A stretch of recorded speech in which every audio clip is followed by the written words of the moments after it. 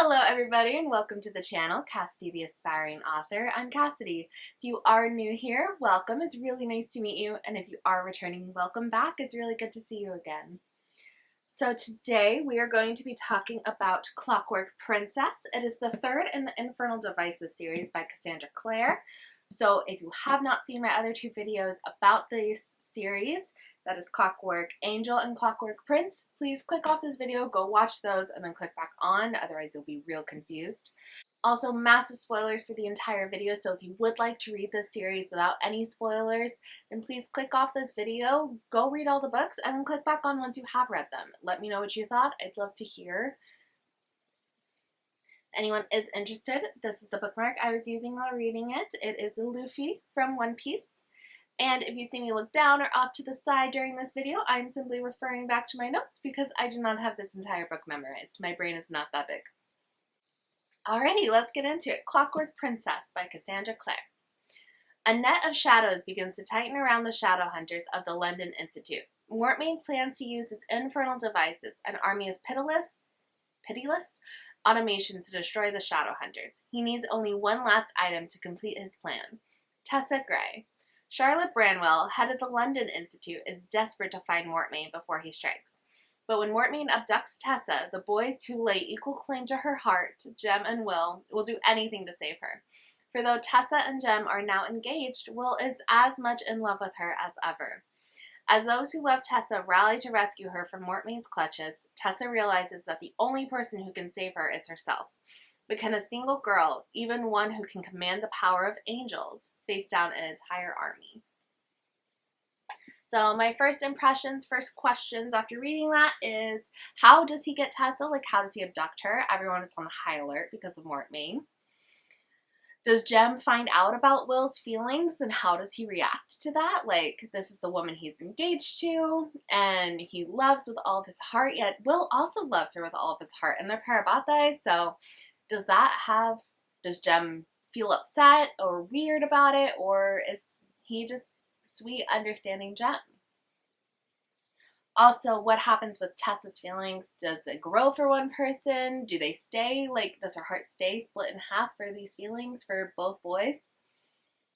Alright, let's get into the actual book. It starts with a prologue where Starkweather's granddaughter, he was in the previous book as the really old man who was very stuck in his ways, especially about warlocks, and his team was actually the one who unalived Mortmain's parents. So his granddaughter ends up not surviving her first marking ceremony. When Shadowhunter children are like 10 or 12, they get their very first rune.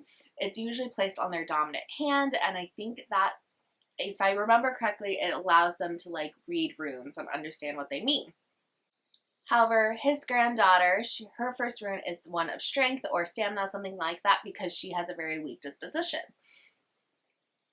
But she doesn't survive this marking ceremony. When she gets marked, she's in excruciating pain. Like, the marks are supposed to sting a little bit. It's just something shadow hunters don't even feel the more marks they get. But your first one, it does sting.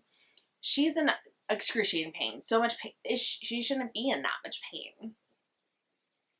And unfortunately, she is not alive anymore after the ceremony. Starkweather's, I think it's son and daughter-in-law, they end up going to Idris. They can't handle it after their daughter is not alive anymore. Totally understandable. Starkweather obviously does stay in his institute that he runs, for better or for worse. And then the other part of the prologue, we see a young Will and a young Jem meet. They're like 12 or 14, something like that. And this is very much when Will still very much believes that the curse is real, the curse that if anybody loves him, then they'll get closer and closer to death. And so his walls are up, he doesn't let anyone get close, and he looks at Jem, and his walls just start crumbling because Jem is the sweetest, most understanding little boy, and it's the start of their beautiful, amazing friendship. And now we get into the actual story. It starts with Tessa trying on a wedding dress. She's, of course, engaged to Jem Carstairs. The wedding color, instead of getting married and wearing white, you wear gold. Black is for fighting demons, and it's your shadow hunter gear. White is for funerals, and gold is for weddings. While she's trying on the wedding dress, Charlotte is visibly pregnant with her and Henry's child. Yay, we're so excited. They have this massive debate about the name, which I think is hilarious. Henry wants to name their child Buford if it's a boy. Charlotte's not having it, and I think it's so funny. And then we go to Will. He is in the training room with his little sister Cecily. If you remember, at the end of the last book, Cecily knocks on the Shadowhunter's door and she's like, I'm one of you, you have to train me. And so Will is training her. They're arguing the entire time because Cecily wants him to come home. She wants him to leave the Shadowhunters and come home to Wales to their parents. And Will's like, no, the Institute's my home. Stop it. Go away. You should go home, though. You need to get out of this world, and I need you to be safe. We also see Sophie and Gideon. Sophie has now put her walls back up completely. Her and Gideon were getting close, and they're really sweet, and you could tell Gideon really liked Sophie, and Sophie really liked Gideon, but Gideon is now living at the London Institute, and Sophie is a servant there. She is very highly aware of her servant status. And while the Shadowhunters are very informal, she is still just a servant, so she doesn't feel like she can be close to Gideon. Gideon desperately wants her to be close to him. He really likes her, and it's adorable. We then see Gabriel basically burst through the Institute doors. This is Gabriel Lightwood. He is Gideon's younger brother. He is asking for help, basically pleading for it, because his dad, his and Gideon's dad, has now turned into a worm. If you remember from the previous book, it is revealed that he has demon pox, which is what happens when you have some fun with demons. Not all the time, but it can happen. It's like basically an STD, STI. But a demon pox, where the last stage is to turn into a demon. And that is exactly what Benedict has turned into, a demon. Specifically, a giant worm. It's kind of gross. Anyway, everyone's going out to help. They need to, unfortunately for Gideon and Gabriel, kill Benedict Lightwood. The only person from the Institute who does not go is Charlotte because, again, highly pregnant.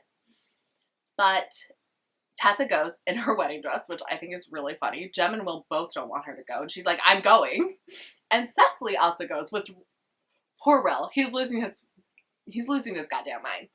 Because Cecily is barely trained into being a Shadowhunter, but she's like, I'm going to. I'm already in gear. So everyone goes aside from Charlotte and the servants. When they get to the Lightwood mansion, Tatiana, who is Gideon and Gabriel's sister, is there, and she's screaming. She's losing her mind. Benedict, as now being a worm, has eaten her husband, which traumatizing. That's her father, and he ate her husband. Jeez.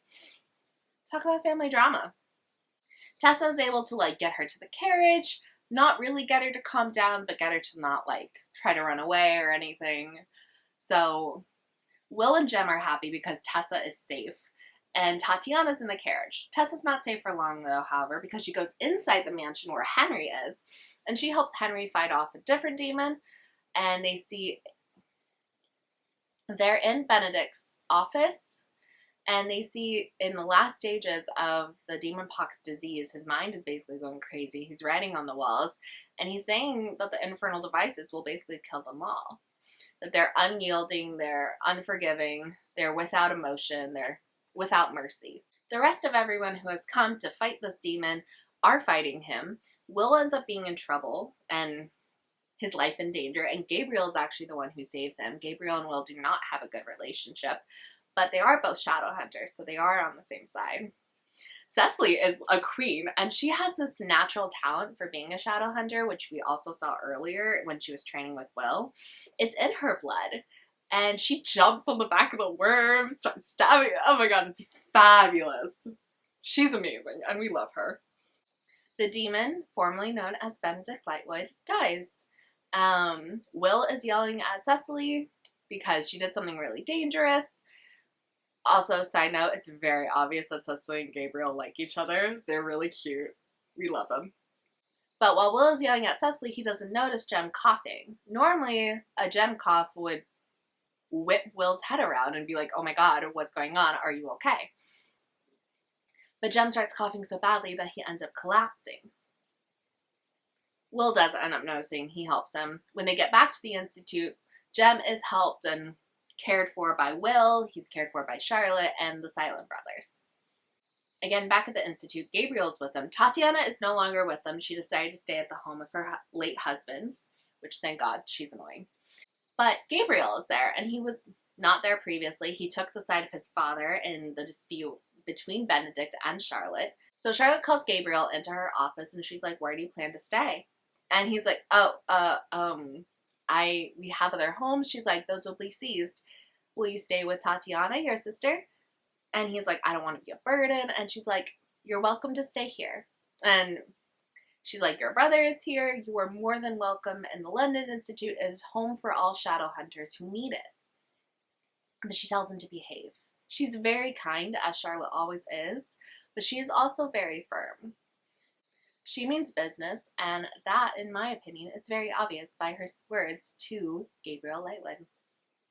Will and Tessa, they end up talking when neither of them are caring for Jem, and they're both really worried, of course, because Will and Tessa both love Jem and think the world of him, and he's not doing well. They end up talking of books, which is very much a Will and Tessa thing to do. They both love books so much, and they talk about the specific book. I don't remember which one, but the specific book doesn't matter, but they end up talking about whether it's better to be honorable or to be kind. And Will states, I guess it depends on what book you're reading. And of course, they're talking about themselves. Tessa is wondering whether she, by being honorable, is being unkind to Will, but they're talking through books. Or if she should be kind, but if she is kind and she tells Will what she feels, she's not being honorable towards Jem. She doesn't know what the right answer is. Tessa's also worried for all of her friends at the Institute, and she wonders if she should just go to Mortmain. All of this is caused by her. Not really. It's not. It's absolutely Mortmain's fault. But that's how she feels, that Mortmain wouldn't be doing all this, and the demon pox thing, that was Mortmain's doing as well. Sort of. Benedict had his own thing going on, but he was being kept alive because of Mortmain, and when Mortmain's plan didn't work, Benedict failed, then the help stopped coming, so Benedict succumbed to the demon pox. Will says, absolutely not, do not even think about going to Mortmain, you are one of us. Will asks a favor of Tessa, and that favor is she goes and speaks to Cecily. Cecily is, I think, still in her shadow hunter gear, like that's covered in demon blood. And Cecily's like, why isn't Will here? Why are you here on his behalf? Like, if Will genuinely cared about me, he would be here. And Tessa's like, no, he wouldn't. Like, he was cursed. And Cecily's like, there was no curse, which we all know now, but it was a curse because Will believed it was a curse, and he responded as such.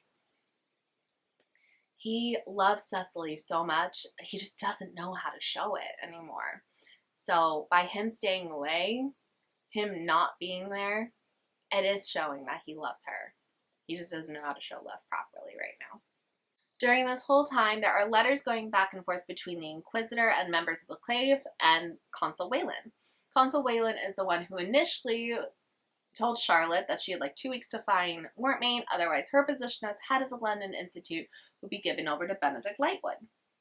And that obviously didn't happen because Charlotte had the demon pox against Benedict and they were able to blackmail him into backing down. Thank goodness, because Benedict, not a good man. But while the Inquisitor and the members of the Clave really want Charlotte to take over as being the new consul, it is time for Wayland to step down as being consul. He does not want Charlotte to take over. He does not think she is ready. We then go back to Jem, and it's revealed that he has been using up more of the Yin Fen than he should be, than he has been before. He has been doing it for Tessa, basically. Not that it is her fault at all, not that it's anybody's fault. He's just addicted to something horrible. But Initially, he thought that love was making him well, and he really believed that, but then he wasn't well, and he didn't want Tessa to see that.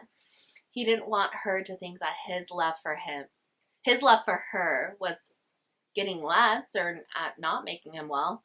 So he started using more of the Yin-Fen.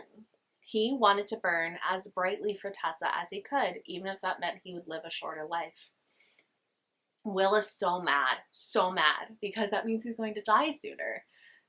He's only been using enough Yin-Fen to keep him going and a little bit more for battles, but he's basically been very frail and fragile his entire life since the tragic incident with his parents and him getting addicted to Yin-Fen.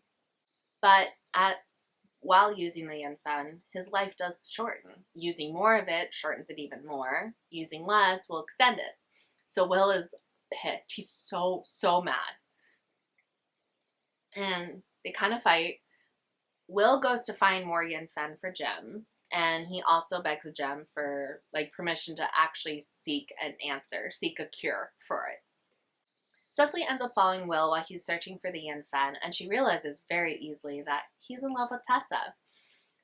He is her older brother, and she knows him. Even though he has changed, it's been years, she knows her brother.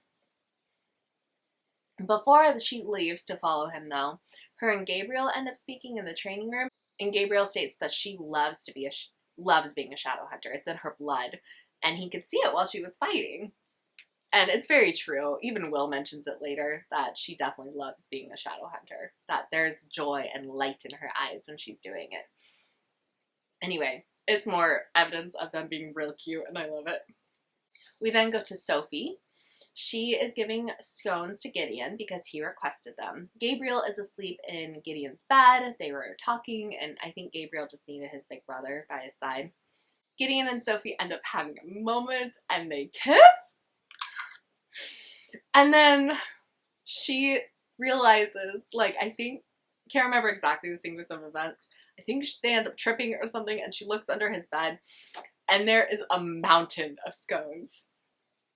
And she's like, what are these doing here? So many. And she's like, Gideon, you requested these.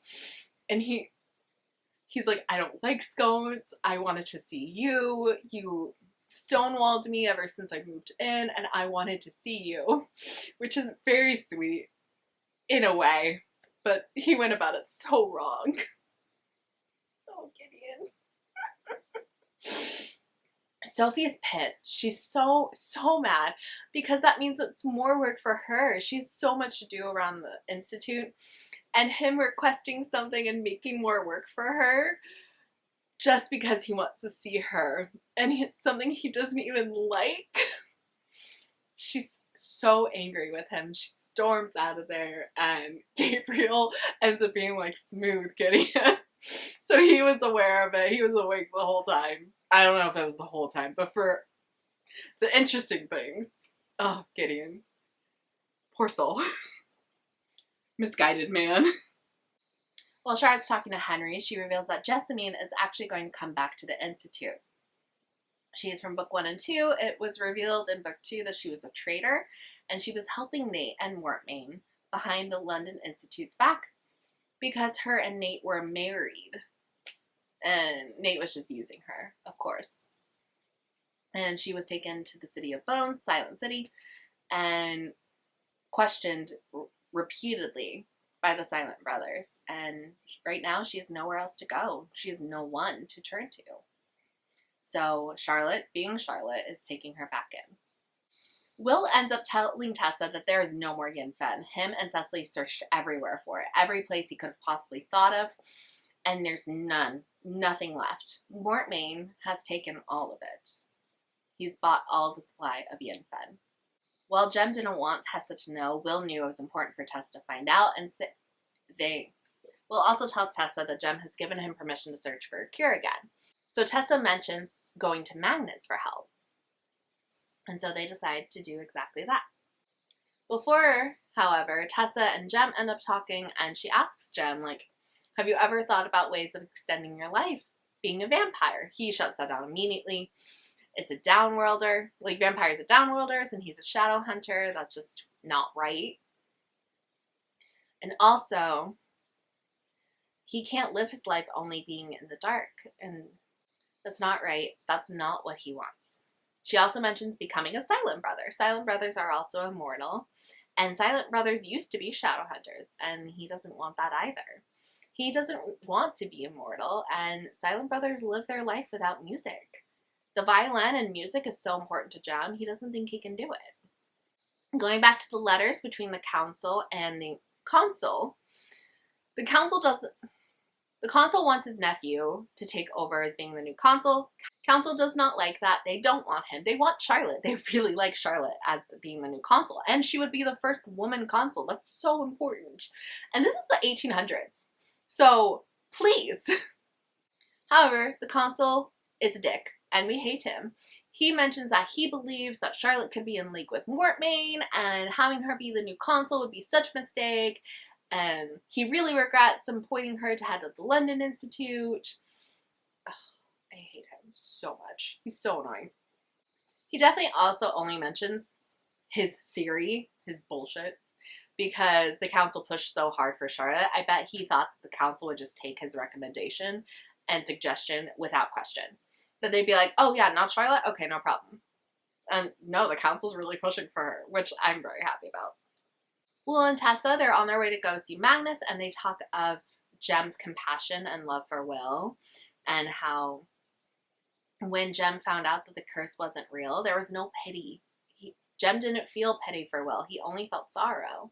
Sorrow that Will had to pretend to be something he wasn't. And Jem always knew there was such good in Will. And Jem's just such a good guy. Well, when they go to Magnus's and they ask for help, Wolsey is there. He is a werewolf, and he is currently Magnus's lover. Wolsey makes a rude comment to Will and Tessa about Jem. He can see that Will really likes Tessa, is madly in love with her. And he says that that he's surprised Will is even trying to protect and save Jem. He should be wanting Jem to die because then he can have Tessa. Will ends up punching Wolsey, which is so fair. Oh my god. And Magnus pulls him aside. Wolsey is not going to attack Tessa. Wolsey gay. Wolsey can also see that Tessa loves both of the boys. I don't know how he can see all of that. He's been around, apparently, around love. I don't know if Wolsey has ever felt love, but he's been around it. And he notices that. Will and Magnus talk, and Magnus agrees to help, to try to help at least. Try to help find a way to save Jem. He also gives Will a necklace that he was wearing. I think it was a gift from... oh shit, what's her name? The vampire from book 1, who was his lover at the time. Cordelia, maybe? Anyway, it was a gift from her. And it basically just pulsates, I think, when demons are near. It notifies the wearer when a demon is near. He's like, I don't know if it'll work for the automations, but it might. Here, take it. Will and Tessa leave Magnus's apartment. And Wolsey is like, are you in love with that boy? And Magnus is like, no, but I feel responsible for him. I want him to be happy. And I feel like if Jem dies, I failed him. And if he doesn't get his love, I'll fail him. And Wolsey's like, then you're going to fail him.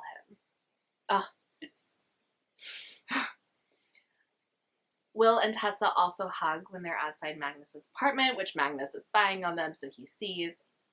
Everyone can tell that Will and Tessa really like each other. Everyone who's not super close to them inside the London Institute. I love them so much. I love them all. We then go back to the stupid consul, who we all hate.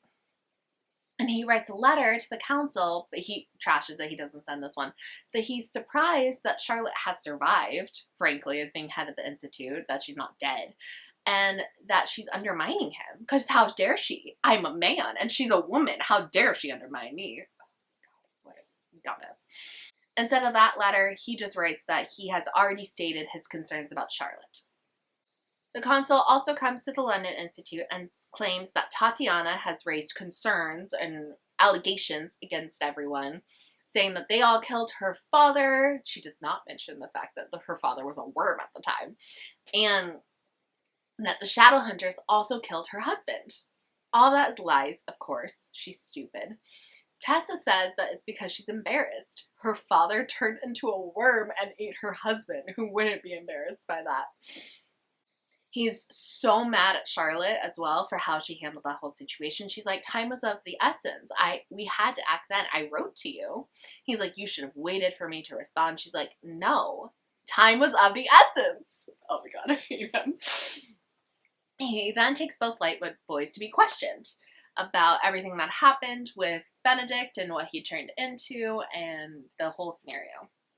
After that all happens, Charlotte reveals that Jessamine is coming back to the Institute. No one's happy about it. Nobody wants it to happen because she was a traitor. But Charlotte, being Charlotte, just says that Jessamine has nowhere else to go. It's also revealed that the council writes back to the consul and state that they're reluctant to do anything against Charlotte with no proof. We then see that the consul doesn't actually take both boys to be questioned. He instead says, I know Tatiana, she got all of your father's wickedness, all of your mother's looks, none of your mother's kindness, none of your father's brains. Her claims are dumb and they're not happening. And then Gideon and Gabriel are both like, then why are we here? He's like, oh, I hate him so much. Consul Wayland states that he is going to strip both boys of all of their marks. He's going to take away all their land and titles as Lightwoods if they do not do what he says and spy on Charlotte. They're going to spy on Charlotte and write to the consul about all of her correspondence. They agree to do it. And when they get back to the Institute, when they get dropped off before they head inside, Gideon turns to Gabriel and he says, we're not doing this. Absolutely not. Charlotte has been nothing but kind to us. We're not betraying her. And Gabriel replies with, yeah, obviously we're not. We're going to lie to the consul. We're going to spy on her correspondence and lie to him about what it says. And he states that was his plan the whole time. Whether that's true or just Gideon's influence, we don't know. But let's hope that was his plan the whole time. I genuinely want to hope that Gabriel is good and that he is kind. That he didn't get his father's wickedness, but he got his mother's compassion. Gideon is confused why they still need to spy on him, and Gabriel states as to know what not to write to the consul about. I feel like you could just write nonsense and be done with it, but whatever. After that, we see the consul write back to the council, and he states that he will supply the proof they require of Charlotte being bad and not a good leader. And then the first letter that Gideon and Gabriel write to the consul is that Charlotte is spending all of the money on hats and jewels for herself, and like, how dare she? It's so silly and amazing. The consul writes back and basically states to just focus on the correspondence. What are they talking about? I love it. Cecily, we see training again. She is training like a mad woman, and she finds that she genuinely really likes it, and she's starting to really like the Shadowhunters too. She came to the Institute believing that the Shadowhunters were evil and they stole her brother, but she's realizing that they're not. This is her brother's home, and the Shadowhunters are really good people. Gabriel then comes in, helps her train. They have a cute little moment. Will comes in, tells him to leave, kind of ruins the moment. Again, Will and Gabriel do not get along. I think it's hilarious. But Gabriel and Cecily, real cute. We then see that Mortmain has written to the Institute, and inside there is a tiny bit of yin-fen. And in it he says, I will give you all the yin-fen I have in exchange for Tessa. Tessa instantly is like, I'll do it. Sign me up. I volunteer as tribute. Because she wants to save Jem. She's in love with him, and she doesn't want him to die. Will and Jem instantly are absolutely not. How dare you? Jem is even going as far as to throw not only the letter, but the yin-fen that was given into the fire. Will instantly, no hesitation, reaches his hands into that fire, burns himself pretty bad, and to get the yin-fen. Afterwards, Jem is like, I should have known that you would do that. I know everything that you do. I know what you're going to do before you do it. I should have known that you would have put your hands in the fire. I am so sorry. Oh my God. Will's like, don't be sorry. You were trying to make a statement and make a point, but here, yin-fen, take it. We then go to that night where Gabriel and Gideon are snooping in Charlotte's office. And Sophie ends up catching them. And they're like, oh. She's like, I have to tell Charlotte. Wait. Let us explain. So they tell Sophie everything about the console and that they didn't want to tell Charlotte because they didn't want to hurt her. Sophie laughs so hard, especially when they tell her about the letter that they already wrote. So hard. And when she's laughing, Gideon is looking at her like a man so fully in love. And even Gabriel's like, wow, she's real pretty when she laughs. Sophie actually agrees to help them, that she'll send the letter off. It's so funny. And this letter that is about to be sent off, things happen and she ends up not sending it. But the letter that they were going to send is basically just talking about how her uncle is like sick and she just doesn't care, and so much for feminine like instinct or like motherly instinct, you know? It's so funny. Probably around the same time, Jem and Tessa end up meeting, and Jem plays her a love song basically with his violin. Jem is not good with words, not in the way that Will is, but he expresses his love through music. So he composed and played a song just for Tessa, and he asks her to marry him. She's like, we're already getting married. What are you talking about? And he's like, no, like now, like tomorrow, or like in a week or something, like real soon. Because they both know he doesn't have time and he wants to be married to her. So she says yes. We then go to Will and Tessa talking, and Tessa initially thought that Will's feelings for her would fade, that he would move on, but Will ends up confessing to Tessa again. He's like, I love you more now than I did initially. Like, my love for you only grows every day. Tessa almost ends up telling him that she loves him too, that she loves both of them. She starts by saying, like, they say you can't split your heart in half, and then they get cut off. She was going to tell him. It's not her that cut it off. It was like the bell ringing or something like that. And part of me wishes it happened, that she did tell him, so he would know, but it was probably good it didn't happen. Not like that, anyway. Jessamine has arrived at the Institute, but along with Jessamine, automations have attacked. Everyone's fighting, even Tessa, but then Mrs. Black shows up. She is one of the Dark Sisters who initially really hurt Tessa and trained her in her changing ability. She was supposed to be dead, like head chopped off, but she is there and she whisks Tessa away. She puts her in a carriage and they go. Will at the time was trying to find Cyril to help with the carriages and all of that, but he feels his necklace pulsate, or go off. And so he knows that the automations are there, so him, Sophie, and Bridget all go, and they fight. Will ends up protecting Jem. Jem bolts. He's going after the carriage, which Will doesn't know what Jem is doing, but he just bolts. And then Jessamine ends up, I think, like getting stabbed through the chest area or something, and she ends up dying in Will's arms. And Jessamine's like, I always liked you, Will. You always kept things real. Like, Will's like, where is Mortmain? And she's like, Idris. And he's like, he's not there, because Idris is the home of the Shadowhunters. And Jessamine tells Will that he is a bad Welshman. And she dies in Will's arms. Jem comes back, stumbling, and basically he couldn't keep up with the carriage. The carriage left, Tessa's gone, and Jem collapses. Jem is dying. There is no question at this point. Everyone is trying to help, and nobody can do anything. They all knew this day was going to come. It was supposed to happen like 3 years ago. It's just happening now. Cecily calls for Will, pulls him away from Jem's side, but she knows it's important. She knows where Mortmain is. She's like, I overheard what Jessamine was telling you. She said you are a bad Welshman. There is a place in Wales called Idris. Mortmain would find that hilarious. Like, he is 100% there. Trust me. One little happy, cute note. Sophie's taking care of Gideon. He, hurt his leg pretty bad, and she's, caring to him. They're just adorable in general. Will and Cecily tell Charlotte what they know, and they're like, he's there, 100%. No question. So Charlotte writes to the consul and is like, we know where Mortmain is. He's here. And the consul's like, no, I don't believe you. There's no proof. We're not going to do anything. I'm not going to send a bunch of shadow hunters out on a hunch. He's being insufferable. And he wants Charlotte to, like, look incompetent during this. So he's probably going to burn these letters. I hate him. Will and Cecily tell Charlotte where they know Mortmain is. They're like, he's here, 100%, no question asked. Like, Consul's also there. He's like, no, I'm not trusting you guys. Like, I'm not going to send a bunch of shadow hunters off on a hunch. That's dumb.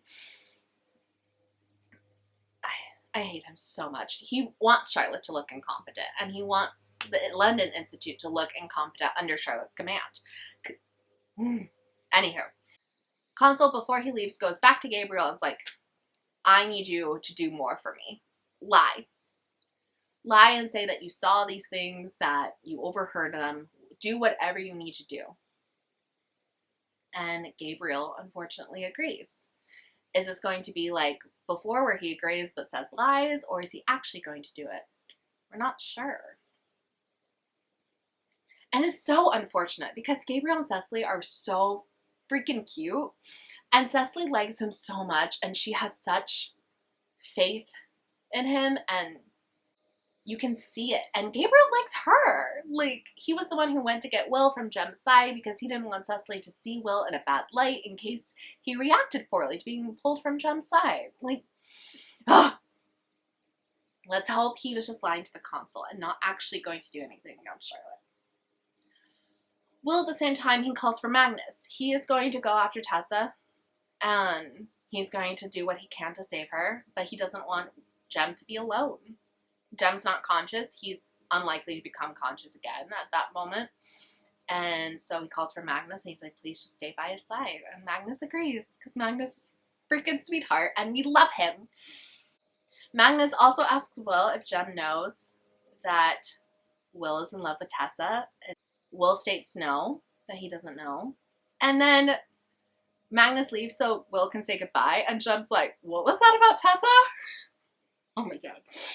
Jem overheard! Jesus.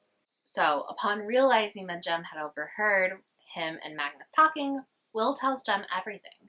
That he is in love with Tessa, that he has been for forever, and that he confessed and told her, and when he didn't know that her and Jem were already engaged, he had no idea, otherwise he never would have.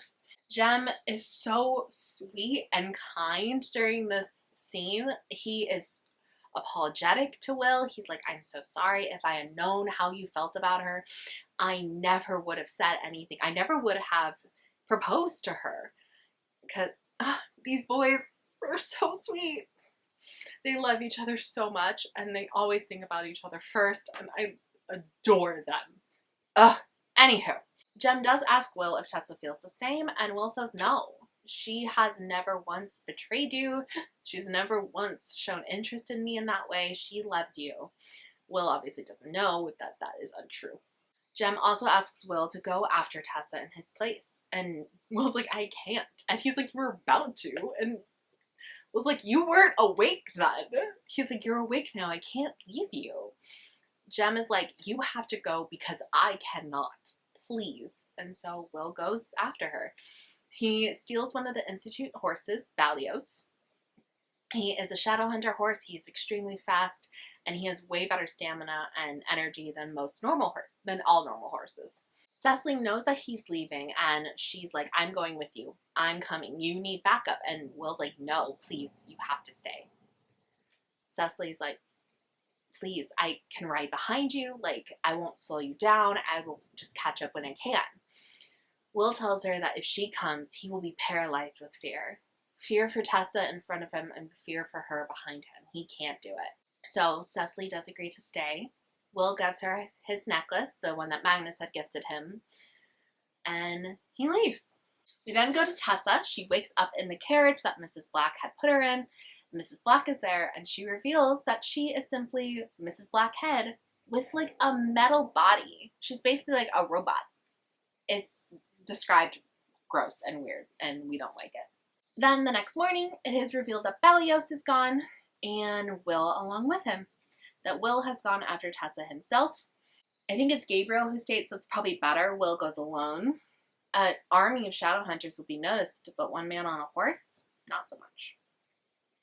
So Charlotte puts literally every single person in the Institute to work, including Magnus, who's still there, which I love it. Oh God, Charlotte's such a queen. We adore her. So Cecily and Gabriel, they go out, shop for some supplies that Magnus requests to try to keep Jem alive.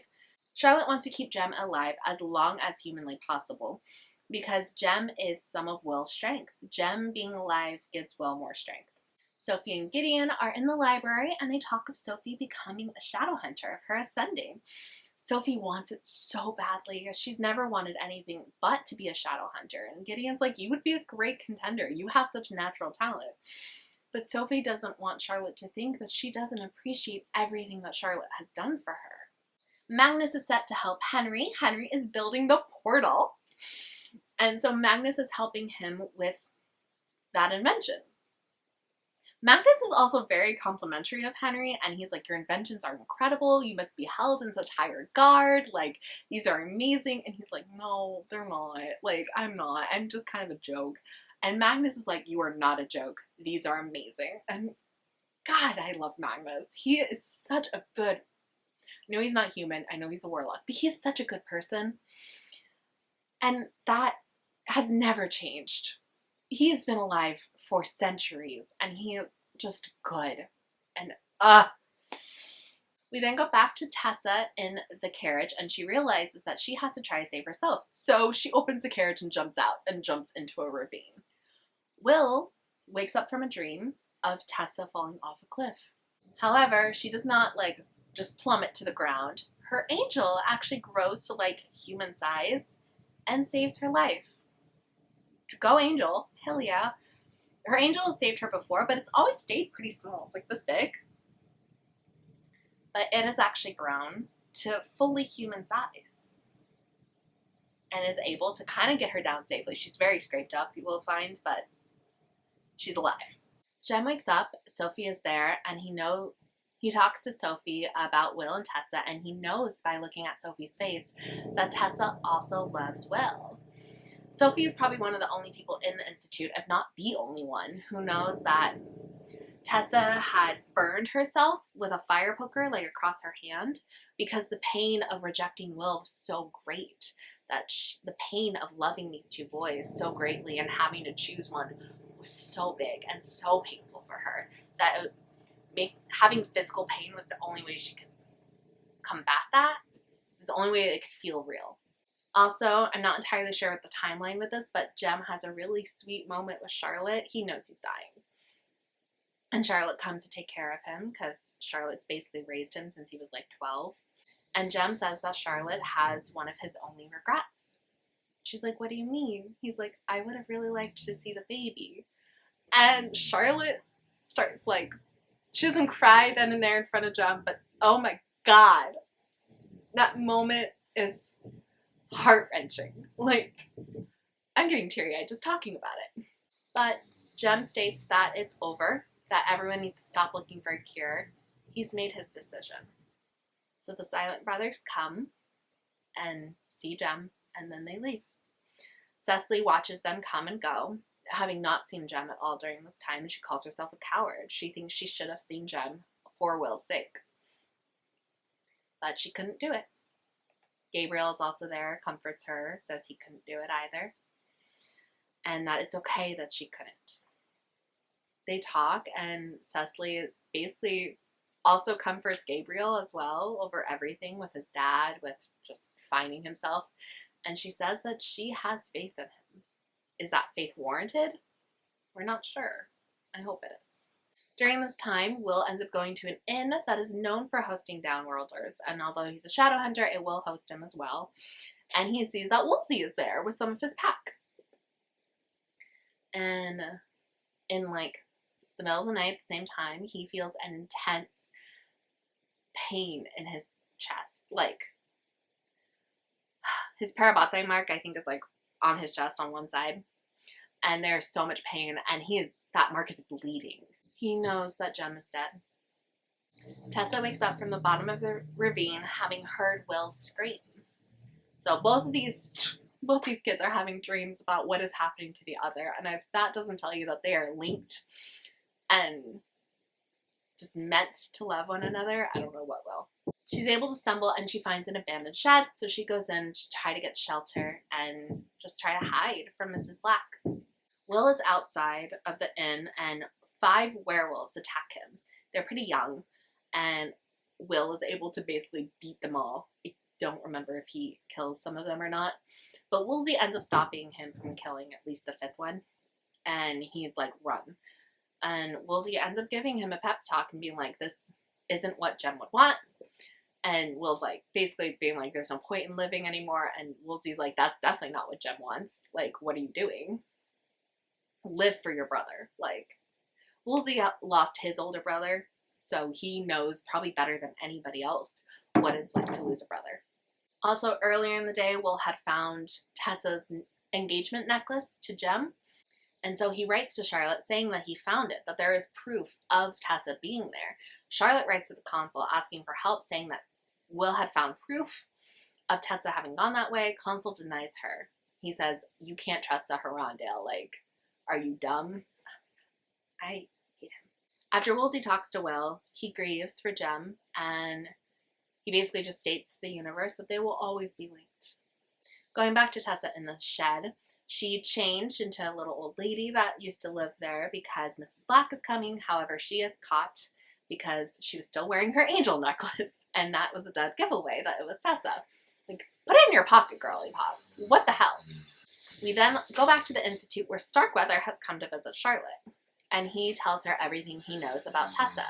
He tells her of his granddaughter, which she knew, of course, but he's like, my granddaughter was not that sickly, and it's revealed, and he had proof from a fairy, basically, or a downworlder that he had killed, I think it was a fairy, that they had swapped the very healthy shadow hunter baby with a very sickly, mundane child. So when she got her first marks, she died, obviously, because she wasn't a shadow hunter. And his shadow hunter, and Starkweather's shadow hunter granddaughter was raised completely normal without knowing what she was. And that was Tessa's mom. Mortmain found out, hired Starkweather's granddaughter's husband to get to her, and then Tessa was born by a shadow hunter and a demon, which should be impossible. But because this shadow hunter was not marked, Tessa was born alive. We then go to Gabriel, who is writing a letter to the consul stating that Starkweather is there and that he is a crazy old man who nobody should listen to. Charlotte tries once again to write to the consul, and she's begging for help. After everything Starkweather told her, she's like, it is imperative that we get Tessa back. Please help. We then go to Tessa, who wakes up in like dungeon, cave, fortress, and Mortmain is there, and he tells Tessa exactly what she is. That she is the daughter of a greater demon and a shadow hunter. And she's like, that's not possible. They're all stillborn. He's like, no, that shadow hunter was never marked. So you are alive. And because of what you are, you can have children. He's like, so we'll get busy later, which is disgusting. He's like 80 in like actual years. I think he's like 100, but like he looks like he's 50, but still disgusting. She's like 18. Blech.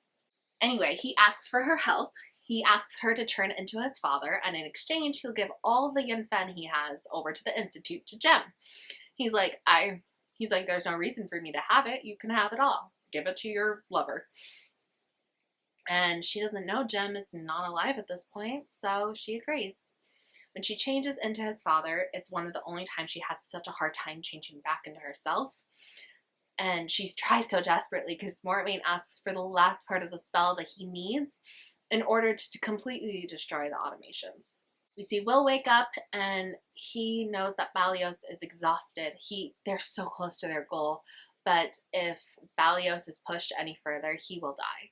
And Will, as much as he wants and is desperate to get to Tessa, he's not gonna kill Balios. He can't do it. So they rest some more. During all this, Charlotte calls Gabriel into her office. He is like panicking. He's like, oh my God, she knows. And Charlotte's so motherly with him. She's so kind. She's like, I don't want you to think we forgot about you, and the fact that you are going through so much right now with Benedict. he was your dad. And Gabriel's like, he went against you. He wasn't a good person. She's like, he was still your father, and it is okay to grieve him. She's like, it is expected. And she's so sweet and so motherly, and I adore her. Consul writes back to Charlotte saying basically that he doesn't believe her. He's like, Charlotte told him that a source had told him that what Tessa is and how important she is. And the consul is basically like, I don't believe you even have a source. I think you're lying. I don't believe you. And Charlotte's like so confused as to how he couldn't believe her. She's like, I am doing everything I can. Why doesn't he believe me? And that is when Gabriel reveals everything. He reveals what the consul had asked of him and Gideon. Gideon interjects and he's like, we didn't do it, I promise. Gabriel also says what the consul had asked of him personally.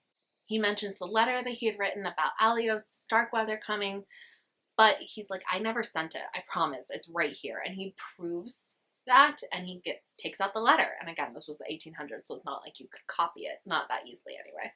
You'd have to hand copy it. So it looks like Cecily's faith in Gabriel was not completely unwarranted. He had a moment of weakness, but he never actually sent it, so we're all good.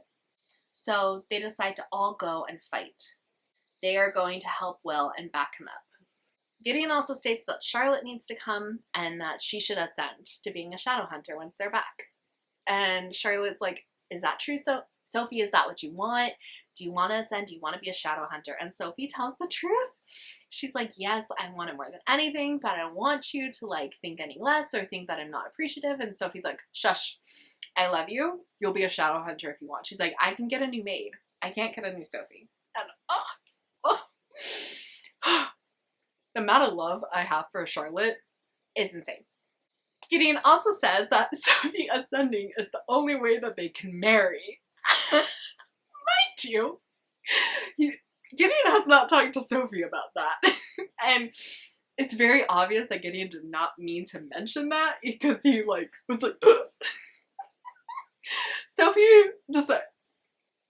Charlotte decides to just kind of like leave. She's like, I'm gonna go over the consul's head and write to the council directly. Maybe we can get more shadow hunters to come help us fight. Everyone leaves. I think they're in the library or something.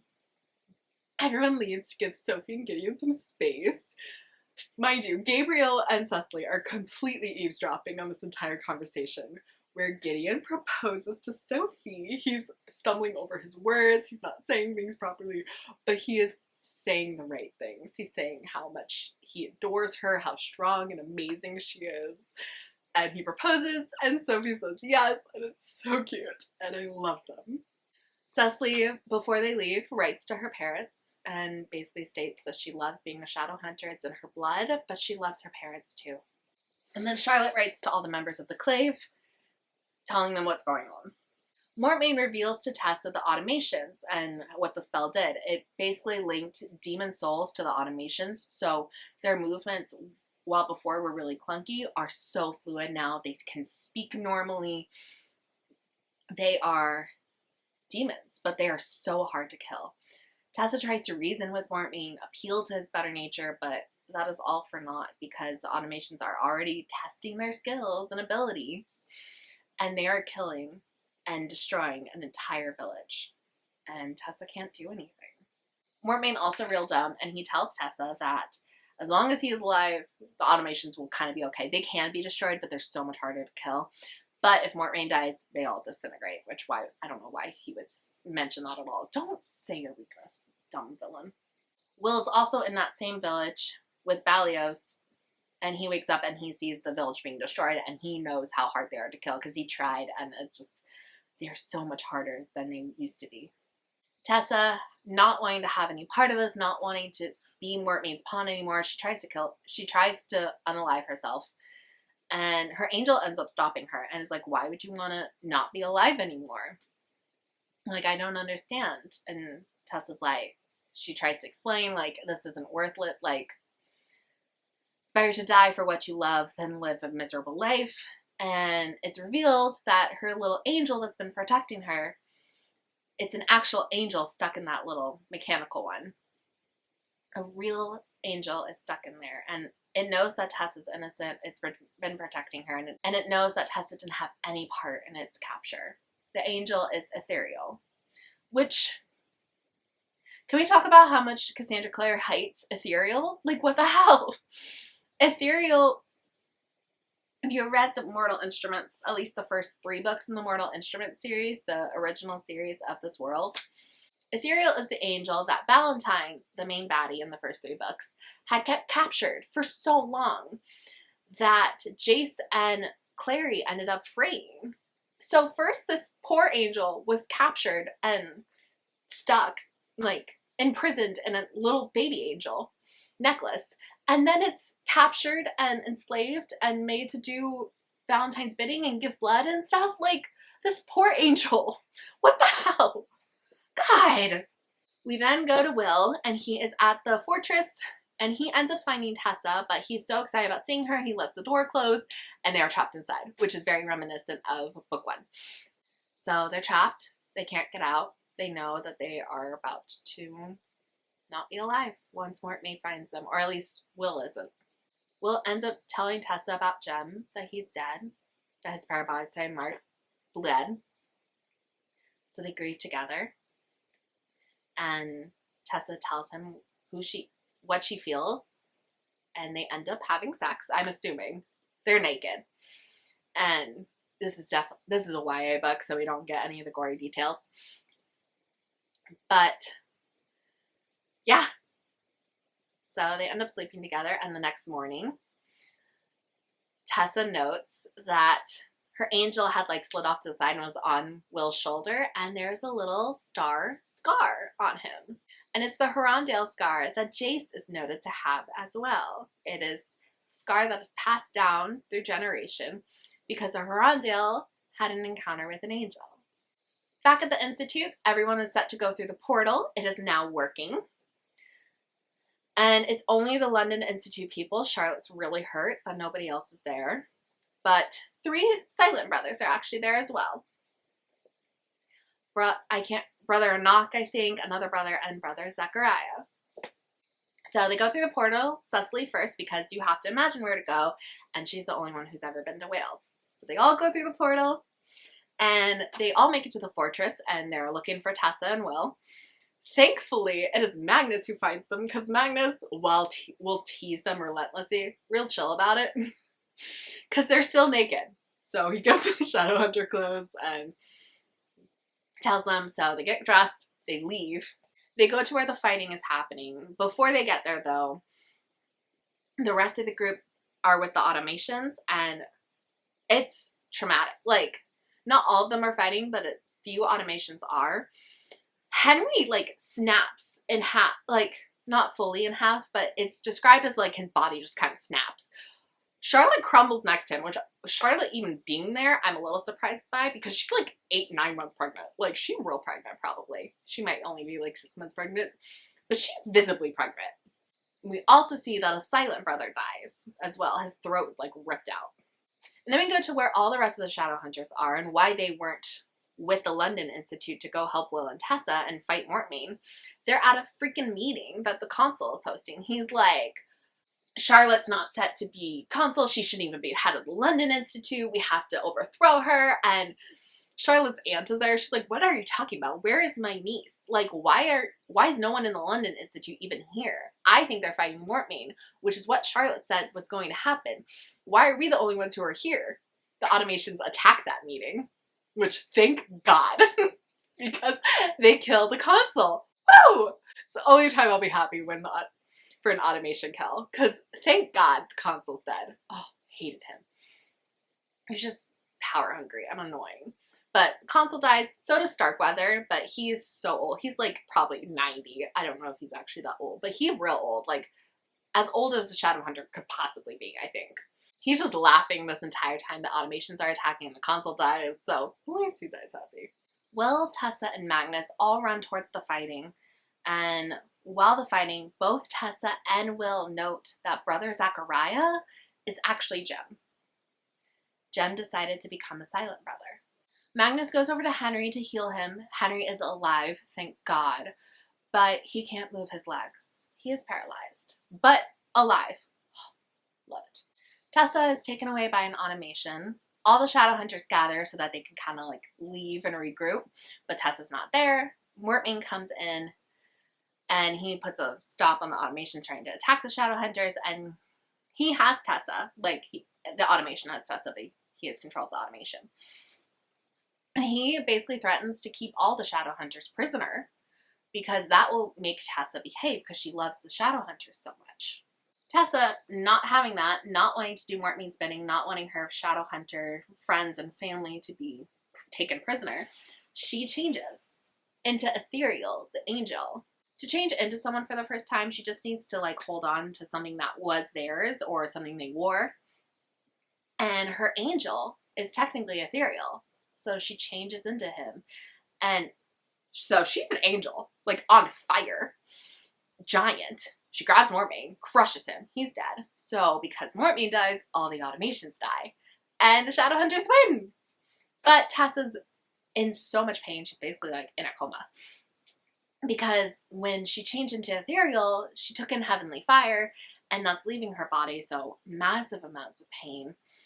If Tessa weren't who she was and like had the parents she had, like a shadow hunter who wasn't marked and a greater demon, she would have died by turning into ethereal. So it's a miracle she's even alive. Jem leaves. He can't stay at the Institute. He has to go back to the Silent City because he's a silent brother. He is not supposed to be there. Technically, when a silent brother turns, they're not supposed to even leave the Silent City for like a year. And he was only allowed to fight because I think Brother Anak thought that it would be good for him to. Also, I can't remember all the times that Brother Zachariah popped up in the Mortal Instruments trilogy, but I know he's popped up a couple of times. So it's kind of fun to like read the Mortal Instruments series back after having read this trilogy, because I'm like, oh my god, Brother Zachariah! Anyway, back to the story. Will, poor Will, he's like losing his mind. He doesn't have his Parabathite gem, and he doesn't have Tessa. He doesn't know what to do with himself. Henry is paralyzed. He's in really good spirits, and he's like, Henry's a gem, and we love him. But he's paralyzed. Cecily and Gabriel kiss. Super cute. We love it. And the council writes to Charlotte and basically like, hey, we still want you to be the new consul.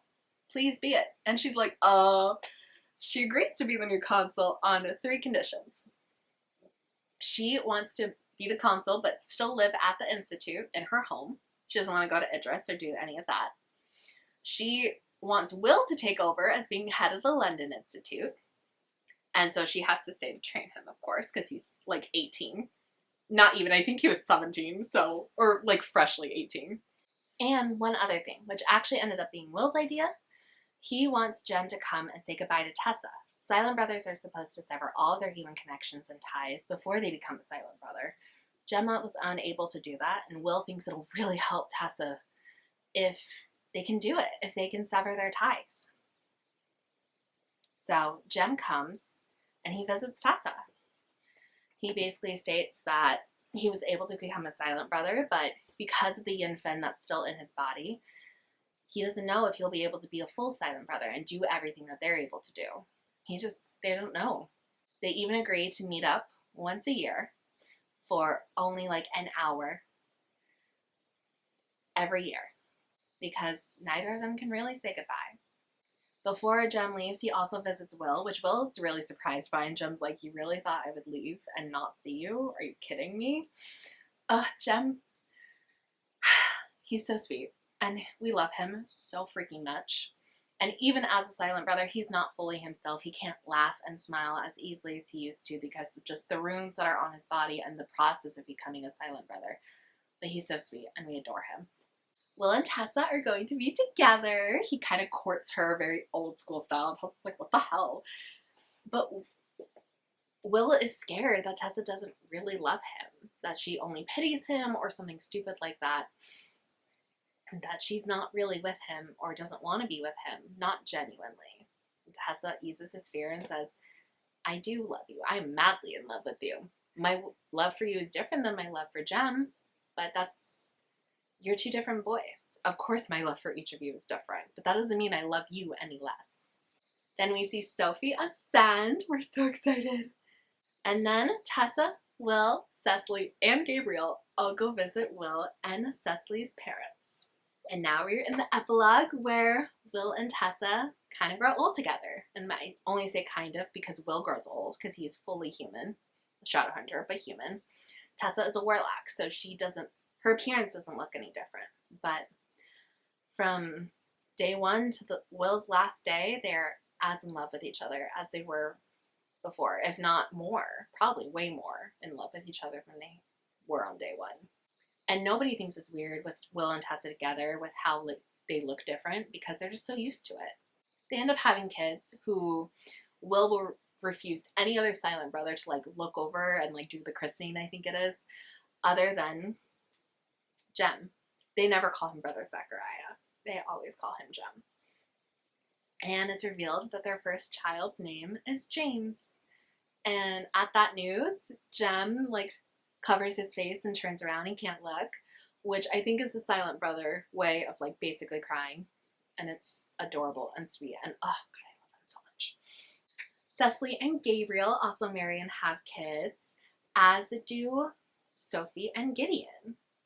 Also, Charlotte had her baby, the one that she was real pregnant with, and its middle name is Buford, but it kept the last name Fairchild.